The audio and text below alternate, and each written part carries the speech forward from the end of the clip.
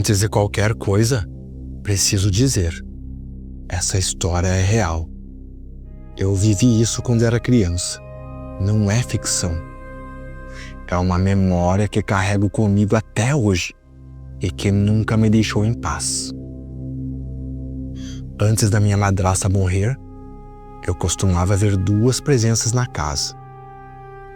Uma mulher vestida de branco que parecia brilhar suavemente e uma massa escura, sem forma, feita de sombra. A mulher passava uma sensação de calma, quase como se estivesse ali para proteger. A sombra, por outro lado, nunca me tocou. Mas depois descobri que com a minha madrasta não era assim. Nasci bem longe daqui, mas a palavra lar nunca teve muito significado para mim. Meu pai era militar, então a gente se mudava o tempo todo, como folhas levadas por um vento inquieto. As primeiras lembranças que tenho são de uma base militar, um lugar plano, abafado, onde o calor grudava na pele e as noites pareciam escuras demais, mais do que deveriam ser. Depois do divórcio dos meus pais, fiquei com meu pai. Ele se casou de novo logo em seguida. A nova esposa era muito pálida, frágil e passava mais tempo em hospitais do que em casa. Um tubo de alimentação saía do peito dela, como uma raiz estranha, prendendo-a entre esse mundo e outro que eu não entendia. Foi logo depois que ela se mudou para nossa casa que tudo começou a mudar. À noite, o ar parecia diferente, como se a casa estivesse escutando. A primeira vez que vi a mulher de branco era tarde. A casa dormia, soltando pequenos estalos de madeira velha. Eu tinha levantado para beber água. Na cozinha, só o zumbido da geladeira quebrava o silêncio. Subi as escadas com o copo na mão e parei no meio do caminho. Ali, no patamar, saindo do meu quarto, estava ela, a mulher de branco. Flutuava levemente, como se nem tocasse o chão.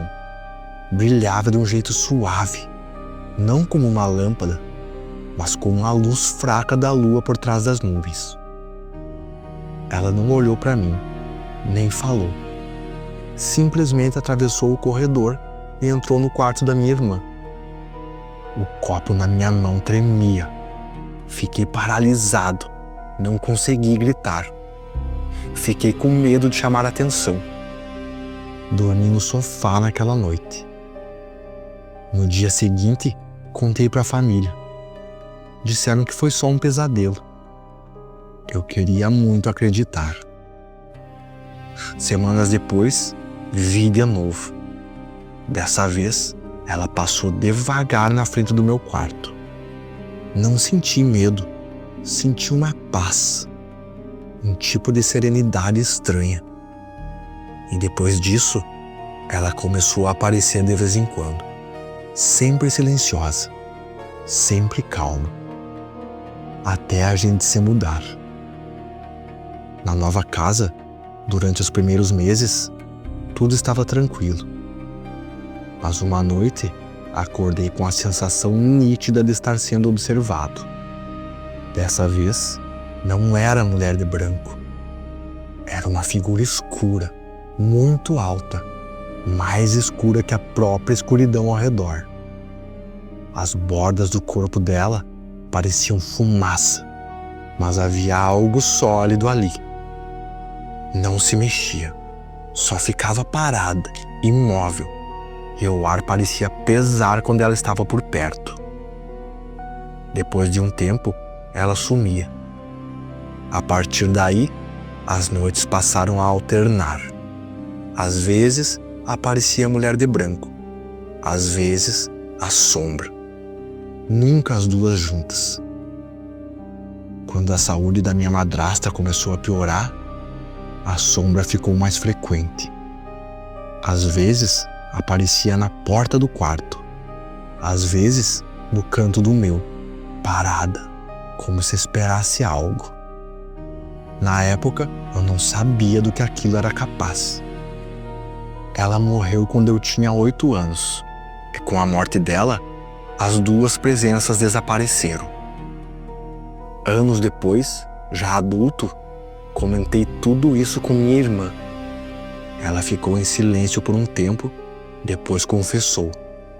Também via as duas figuras, tanto na primeira casa quanto na segunda, e me contou que foi orientada a não me contar nada para que eu não ficasse com medo.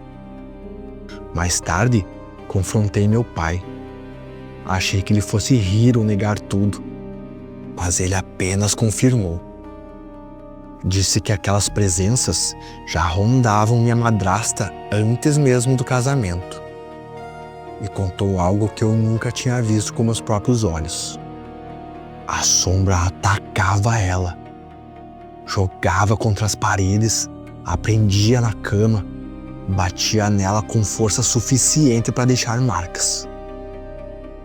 Desde então, sempre acreditei que a mulher de branco era uma espécie de guardiã, uma proteção silenciosa, uma luz fraca no meio de uma escuridão cruel.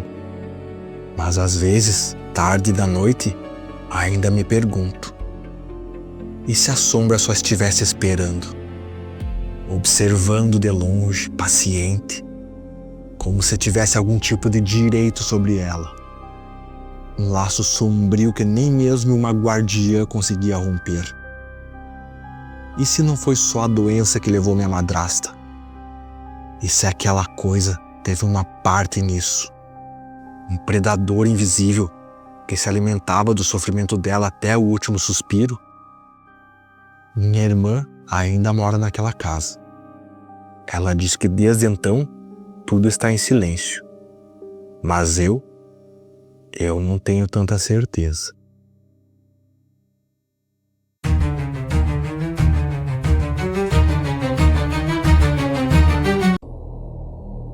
A irmã da minha mãe foi casada por mais de 50 anos com um homem difícil. Daqueles que acham que o mundo inteiro tem que se curvar diante dele. Um sujeito duro, egoísta, cruel. Desses que marcam a vida dos outros com palavras afiadas e atitudes piores ainda. Muita coisa poderia ser dita sobre o que ele fez em vida. Mas o mais importante mesmo é lembrar: ele foi um verdadeiro canalha.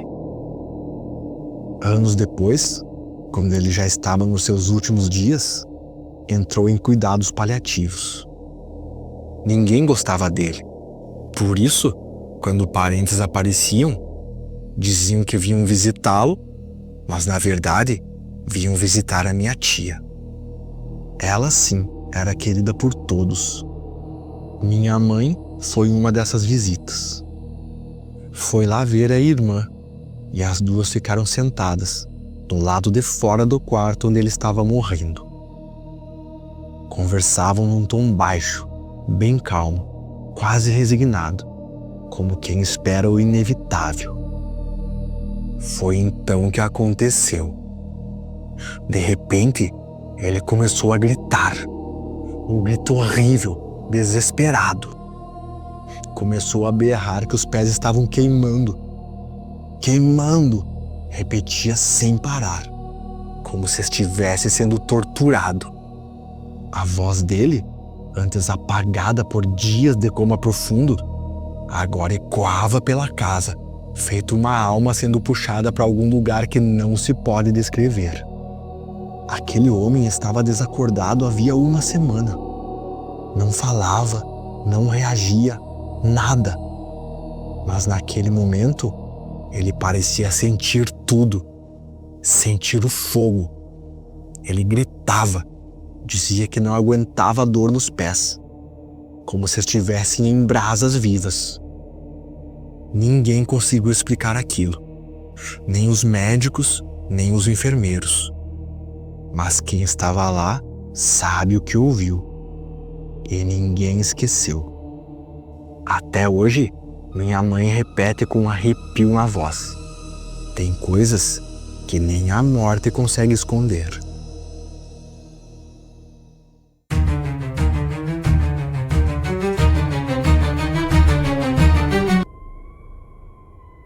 Há 3 noites, vivi algo difícil de explicar. Compartilho isso não só para saber se alguém já passou por algo parecido, mas também como um aviso, principalmente para quem bebe ou fica vulnerável perto da água. Naquele dia, saí para beber com os amigos, mas depois decidi ir até a casa do meu namorado. Falei para ele ficar em casa, que não precisava me acompanhar. Não sei porquê, mas senti uma necessidade estranha de ir até a praia. Algo me puxava para lá. Na descida da ladeira, foi tomada por uma angústia que não sei descrever. Um aperto no estômago, como se eu soubesse que algo ruim estava prestes a acontecer. Comecei a chorar antes mesmo de ver o mar. Quando cheguei, meu namorado me ligou. Enquanto falávamos, ouvi a voz dele, vinda lá de dentro da água. Parecia distante, como se ele estivesse se afogando, chamando por mim. Eu disse que não podia ouvi-lo e que ia entrar para salvá-lo. A ligação caiu logo depois. Meu celular nem estava com a bateria fraca. Sem pensar, entrei na água de roupa e sapato mesmo. Mas o estranho é que não senti frio. Pelo contrário, a água estava quente, quase como uma banheira. Fui chamando por ele, mas a voz ia se afastando. Passei a primeira caída e a água já estava acima da cintura. Os sapatos pesavam demais e a cada passo era arrastada como se algo me segurasse.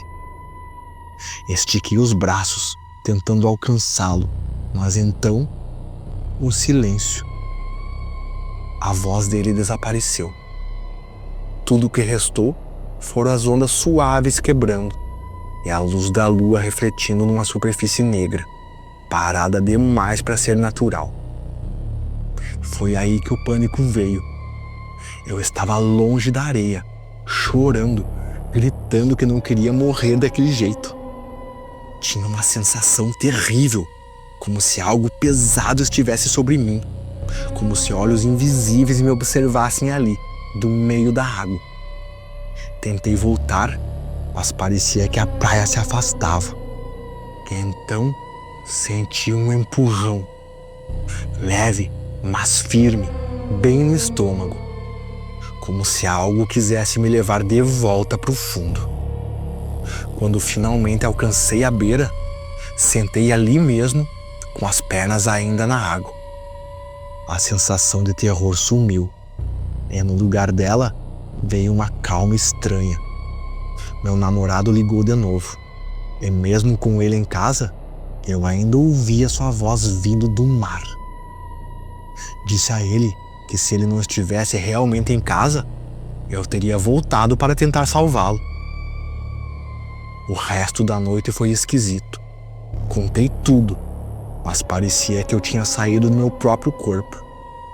Só voltei à realidade quando abracei ele. No dia seguinte, a sensação de estar sendo observada continuou, mesmo dentro de casa.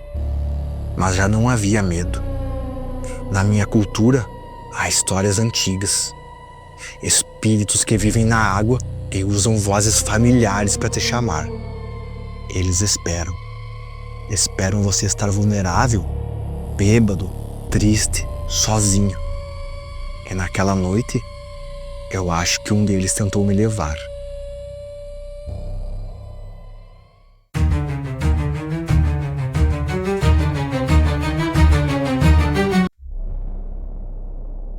Poucas horas antes da minha avó falecer, algo estranho aconteceu. Ela já estava acamada, sem conseguir andar.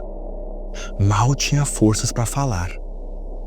Mas de repente, do nada, Ela ergueu a mão com uma expressão assustada no rosto. O movimento foi brusco, quase desesperado, como se estivesse tentando afastar alguma coisa invisível. Com a voz ainda trêmula, murmurou que era para aquilo ir embora. Vai embora! Vai embora! Ela repetia. A gente ficou sem entender. Perguntamos o que estava acontecendo.